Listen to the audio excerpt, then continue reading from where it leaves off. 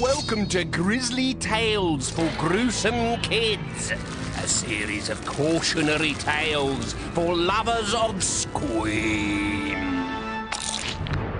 I call this tale Grandmother's Footsteps. It's not my story, so don't blame me when you're scared stiff. This ghost story belongs to a little boy who couldn't go to sleep at night. Excuse me one moment. That's better. Now we can begin.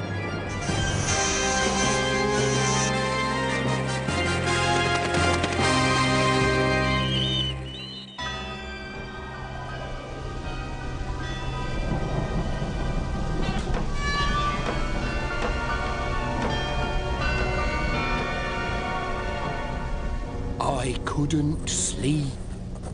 There was a man outside my bedroom window. He was a huge man with long black fingernails and wild grey hair. He was trying to get me to let him in, but I wouldn't.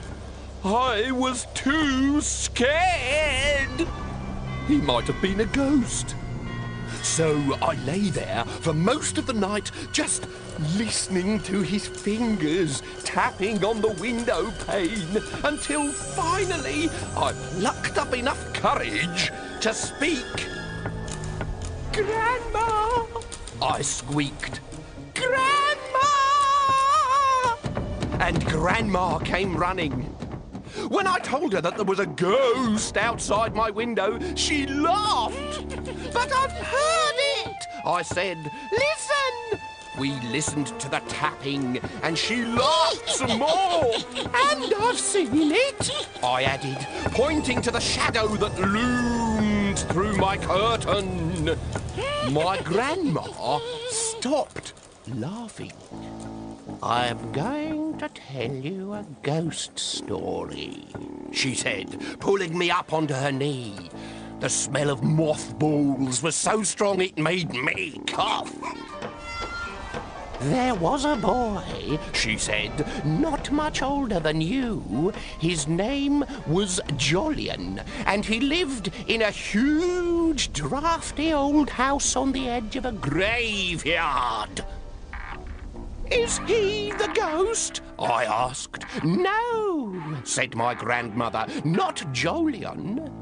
His bedroom was right at the top of the house, in a dark, dark room that had once been full to the ceiling with spiders, earwigs, and big black beetles." I pulled the shawl off her shoulders and tucked it into my ears. I felt safer when her voice was ever so slightly muffled. "Go on," I said. "This boy who looked like me was in his spooky old bedroom, and there was a ghost." "Not yet," said Grandma.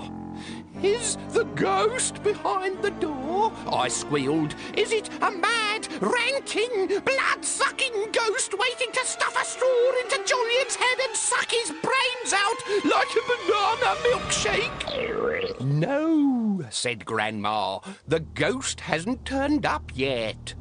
But there will be one, as sure as day turns to night," she assured me. "Now, this boy, Jolyon," my grandmother drew me closer and wound her chicken bone arms tightly across my chest.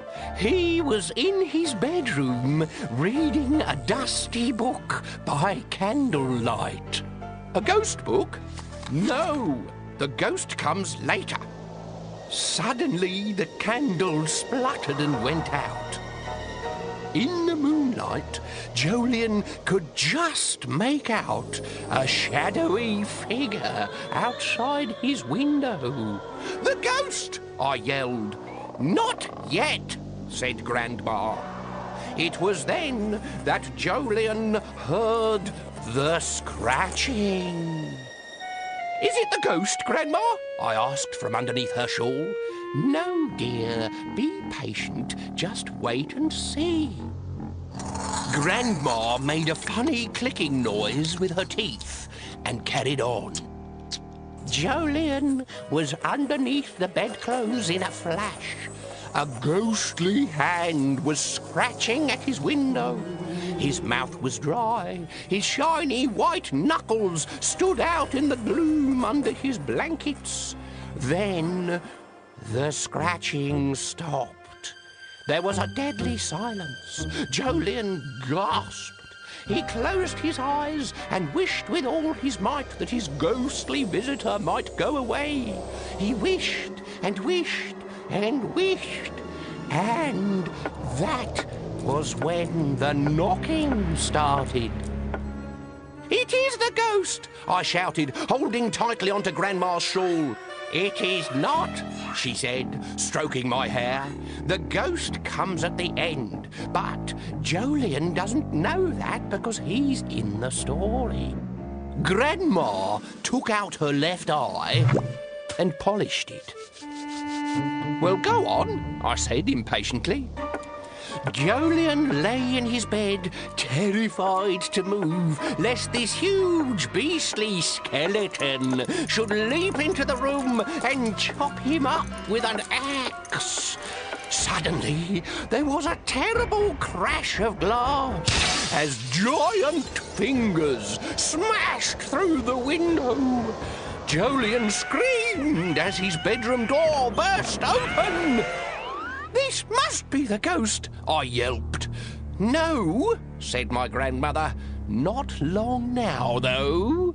It was Jolyon's grandmother bouncing into his bedroom, wielding a copper bedpan. She had heard his screams for help and had leapt from her bed to protect him.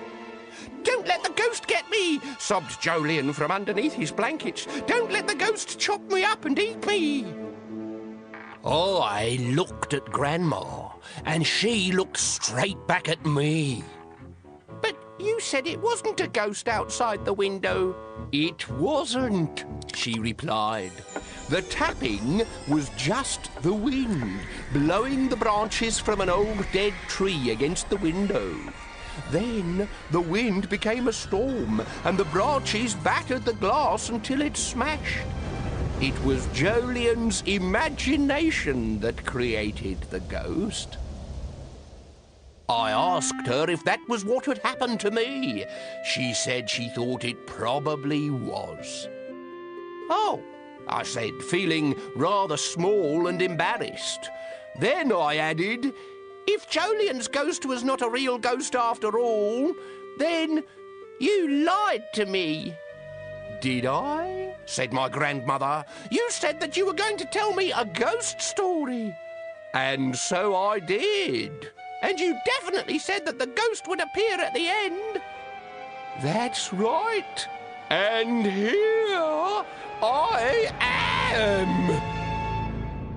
She stopped at the door and removed her head to rest her tired shoulders.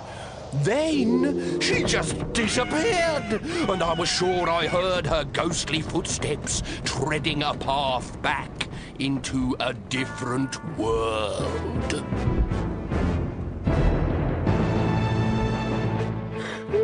Time I went to bed, I think.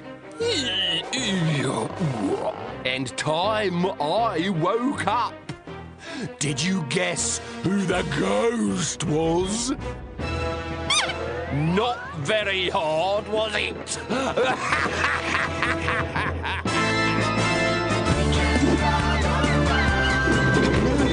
No. Help.